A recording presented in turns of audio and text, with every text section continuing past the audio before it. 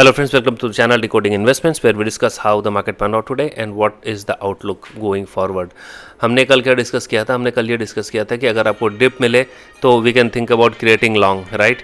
यहाँ पे आज क्या हुआ मार्केट में, अगर हम निफ्टी का चार्ट देखें तो वी विल लर्न कि निफ्टी खुला और ये नीचे गया और यहाँ पे इस लेवल पे नीचे गया एंड देन वहाँ से काफ़ी शार्प रिवर्सल आया और उसके बाद मार्केट ऊपर चला गया। ठीक है, तो मेरा अब ये टेक रहेगा कि निफ्टी का कलर थोड़ा बदल रहा है। ठीक है, अगर मैं आवरली कैंडल भी देखूँ ना तो आवरली कैंडल में भी ऐसा ही लग रहा है कि ये एक स्ट्रॉन्ग मूवमेंट ऊपर की तरफ बना रहा है। अगर ये कल इस लेवल को तोड़ करके दैट इज़ 24,750 का लेवल को अगर तोड़ करके सस्टेन करता है थोड़ी देर के लिए then we can think about creating long position और ये आपको इसको स्टॉप लॉस रखना पड़ेगा।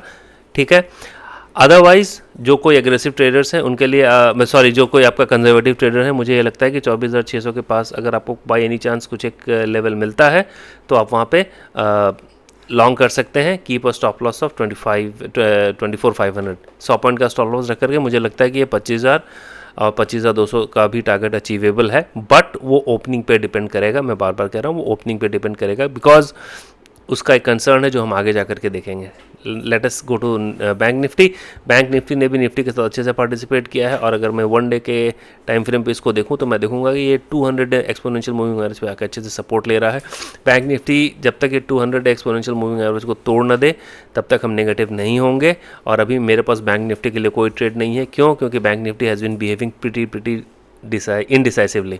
ठीक है, जैसे आप खुद ही देख सकते हैं कि लाल फिर हरा फिर लाल फिर हरा, तो हमारे पास कोई एक कन्विंसिंग ट्रेड नहीं है यहाँ पे। ठीक है, that is about bank Nifty. पर अभी बैंक निफ्टी का मोमेंटम लग रहा है कि शायद ये चेंज हो रहा है और थोड़े से लॉन्ग पोजीशंस यहाँ बिल्ड हो रहे हैं या फिर शॉर्ट्स कट रहे हैं। ठीक है, let us come to the data that we track here.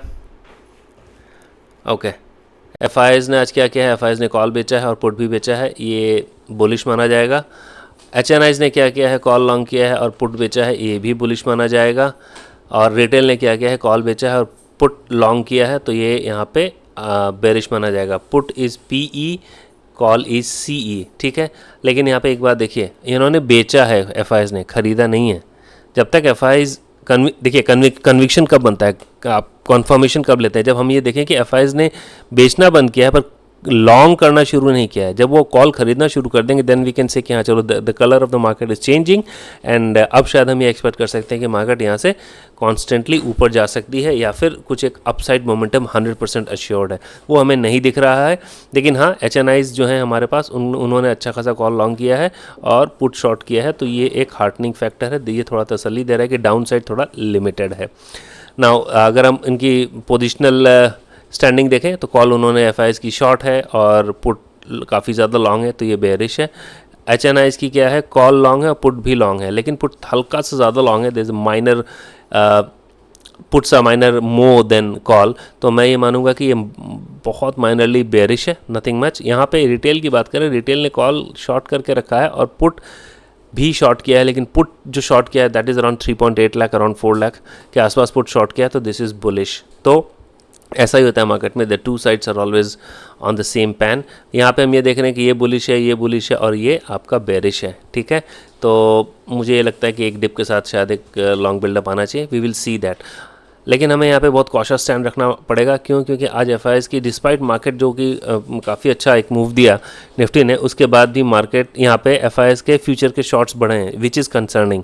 ठीक है, ये बहुत ही ये बहुत ही वरीसम है कि एफआईएस के फ्यूचर यहाँ पे शॉर्ट्स बढ़े हैं। ठीक है, तो इस बात का ध्यान रखना ज़रूरी है हमारे लिए। डीआईएस को देखें तो डीआईएस ने अपने लॉन्ग बढ़ाए हैं, that is heartening, again good for the market. HNIs ने यहाँ पे अपने पोजीशंस में कोई ख़ास चेंज नहीं है, फ्यूचर जहाँ पे लॉन्ग था उसके आसपास ही है, कोई बहुत बड़ा फ़र्क नहीं है। रिटेल की बात करें, रिटेल ने अपने थोड़े से लॉन्ग बढ़ाए बट नथिंग सिग्निफिकेंट। और कैश एक्टिविटी की बात करें, मेरा डर यही है, कैश में उन्होंने एफआईएस ने आज फिर से अराउंड 1,600 करोड़ के आसपास बेचा है और फ्यूचर भी 425 के आसपास शॉर्ट किया है, तो ये थोड़ा सा गड़बड़ है। That's not very heartening to see. अगर मैं सेक्टर वाइज डिवीज़न देखूं तो 611 करोड़ का इन्होंने फ्यूचर बेचा है निफ्टी का और 204 करोड़ का बैंक निफ्टी का लॉन्ग है। ठीक है, so this is the overall scene that we have. Cash हमने बोल दिया था कि 166 करोड़ का उन्होंने कैश बेचा है। Let us come to the other things that we track. यहाँ पे यहाँ पे ऑप्शन चेन की बात करें तो मैं ये देख रहा हूँ कि देखिए अभी एक बात आपको ध्यान रखना पड़ेगा कि हमारी एक्सपायरी जो है ना वो ट्यूसडे की हो गई है, वीकली एक्सपायरी ट्यूसडे की हो गई है, ट्यूसडे ऑफ एवरी वीक। तो ये हमारे पास काफ़ी लंबा टाइम पीरियड रह रहा है, पहले थर्सडे का हुआ करता था, अब ट्यूसडे का हो गया है। तो despite your increase in market और कॉल की वैल्यू बढ़ने के बाद भी हम देख रहे हैं कि यहाँ पे ओपन इंटरेस्ट थोड़ा बढ़ा हुआ है, which is very confusing and also थोड़ा सा कंसर्न रहता है कि ऐसा तो नहीं है कि अंदर जाकर के उन्होंने कॉल बेचा है शायद, तो मार्केट फिर से नीचे आ सकती है। इसीलिए मैं कह रहा हूँ buy on dip, don't go right away. हाँ, और यहाँ पे पुट का ओपन इंटरेस्ट गिरा है और पुट मैं ये देख रहा हूँ कि यहाँ पे पुट की प्राइस गिरी है और ओपन इंटरेस्ट में देख रहा हूँ अंदर तक जा करके यहाँ पे पुट की राइटिंग हुई है। तो it will be very interesting. पर यहाँ पे ये तो लग रहा है कि कॉल में एटलीस्ट एक बार हम अभी ठीक है, इट्स फाइन। अगर ये थोड़ी देर तक स्टे करता है और थोड़ी देर तक आपको 24/7/2025 के आसपास ऊपर अगर 15 मिनट से आधे घंटे के आसपास रहता है, then we can expect some up move. और एक बात ध्यान रखिएगा, अगर 24,000 यहाँ पे ऊपर इंटरेस्ट 24,800 24, हाँ ठीक है फाइन। अगर ये 25,000 को 25,000 जाने के लिए इसको 24,800 पहले डिसाइसिवली तोड़ना पड़ेगा, तोड़ करके वहाँ पे रहना पड़ेगा, तभी एक चांस है कि ये 25,000 तक जा सकता है। So this is our outlook for Nifty.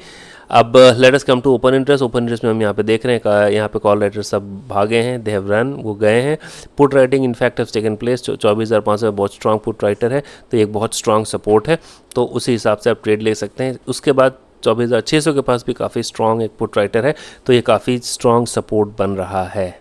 ठीक है, नीचे देख रहे हैं आप, ये देख रहे हैं कि ये बार्स काफ़ी छोटे हैं, तो कॉल राइटर्स बहुत सिग्निफिकेंट नहीं है, पर पुट राइटर बहुत सिग्निफिकेंट है। अपसाइड में 25,000 एक रेजिस्टेंस है, उसके बाद कोई मेजर रेजिस्टेंस नहीं है 25,200 तक, और नीचे हमारे पास मल्टीपल सपोर्ट्स हैं। अगर 25,000 24,500 टूटता भी है तो हमारे पास मल्टीपल सपोर्ट्स हैं यहाँ पे काफ़ी ज़्यादा। ठीक है, अब एक और बात है यहाँ पे, अगर मैं INR की बात करूँ और USD की बात करूँ, तो यहाँ पे मैं देख रहा हूँ कि USD आपका खुला तो ऊपर था, पर वो थोड़ा सा रिट्रेस करके नीचे आया, which is good for the market. हम ये देखना पड़ेगा कि ये अपने प्रीवियस इस लेवल को तोड़ ना पाए। अगर ये इस लेवल को तोड़ता है, then again there will be some sell off, वो हम एक्सपेक्ट कर सकते हैं। अगर ये डाउ जोन्स की बात करें, डाउ जोन्स आज गिर रहा है, दैट इज़ ये इसकी ये ट्रेजेक्ट्री। यहाँ पे जाने के बाद यहाँ पे एक सपोर्ट पड़ेगा, और इस सपोर्ट पे मुझे लगता है कि ये सपोर्ट पे उसको थोड़ा सा एक सपोर्ट मिलेगा, इस लेवल पे आके कुछ एक सपोर्ट मिलेगा।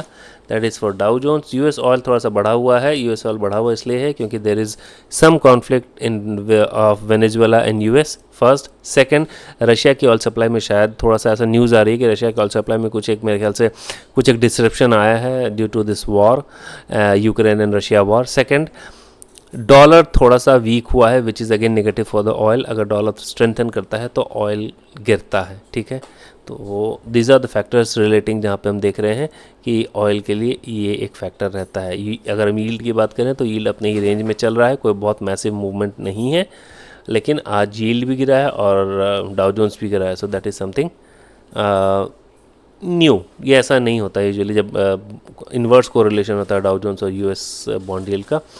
हमने इसकी बात कर ली, डाउ जोन्स भी ये चल रहा है। ठीक है, अगर हम गिफ्ट निफ्टी की बात करें तो गिफ्ट निफ्टी वही 17-20 पॉइंट के आसपास चल रहा है नेगेटिव। ठीक है, हमें देखना पड़ेगा ओवरनाइट की कैसा रहता है, कल डाउ जोन्स कैसा खुलता है एंड क्या। ठीक है, ऐसे भी एक बात मैं बता दूं, US होम सेल्स डेटा आने वाला है इस वीक, तो उस पर काफ़ी कुछ डिपेंड करेगा। अगर वो नेगेटिव आता है तो शायद फेड का इंटरेस्ट रेट कटना माइट बी डिफ़िकल्ट, जो अभी तक हम ये मान के चल रहे थे। जैसा आपको काफ़ी रिपोर्ट्स के हिसाब से पता चल रहा था कि देयर इज़ 80% चांस कि Fed is going to cut interest rate in सितंबर।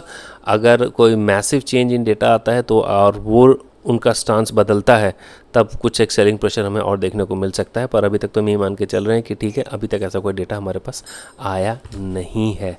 तो और वो डेटा मैं अगर आपको बताना चाहूँ कि वो डेटा कब आने वाला है, तो वो डेटा आपका आने वाला है मेरे ख्याल से वो एक second, let me just check it out for you, और आपके लिए बताता हूँ मैं कि वो आपका डेटा कब आने वाला है।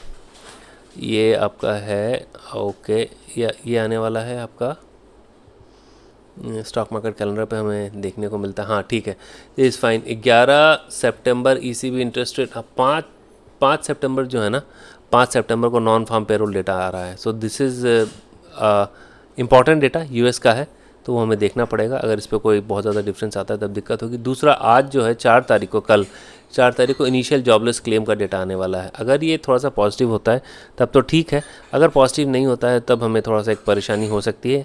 दैट माइट पुट प्रेशर, वो एक्सपेक्टेशन जो है कि इंटरेस्ट रेट घटेगा, वो थोड़ा एक मुश्किल हो जाएगी बात हमें समझने के लिए। Let me show the screen with you. यहाँ पे इकोनॉमिक कैलेंडर है। अगर हम यहाँ पे इकोनॉमिक कैलेंडर देखें तो ये आ रहा है आपके पास यूएस का इनिशियल जॉबलेस क्लेम डेटा आने वाला है 4 तारीख को, और 5 तारीख को नॉन फार्म पेरोल डेटा आने वाला है। कल परसों हमारे पास ऐसे भी मार्केट जो है वो बंद है, तो उस कल हमें we have to play very cautiously. नीचे मिले तभी लीजिए, ऊपर आएगा तब हम नहीं लेंगे। अब यहाँ पे what is the strategy. Take away क्या है? टेक अवे यही है कि हमने ये देखा है कि निफ्टी फ्यूचर आज बढ़ा है और उसमें ओपन इंटरेस्ट भी बढ़े हैं, तो मैं ये मान के चल रहा हूँ कि there is some long that has been build up. यहाँ पे आप देख रहे हैं 2.13% का फ्यूचर लॉन्ग हुआ है, ओपन इंटरेस्ट बढ़ा है, तो मैं यही मान रहा हूँ कि यहाँ पे एक निफ्टी लॉन्ग हुआ है। सेकंड, बैंक निफ्टी की अगर हम बात करें तो बैंक निफ्टी में यहाँ पे ओपन इंटरेस्ट घटा है, तो यहाँ पे शॉर्ट कवरिंग हुई है। ठीक है, कॉल की बात करें तो यहाँ पे कोई बहुत मैसिव कॉल राइटिंग नहीं हुई है।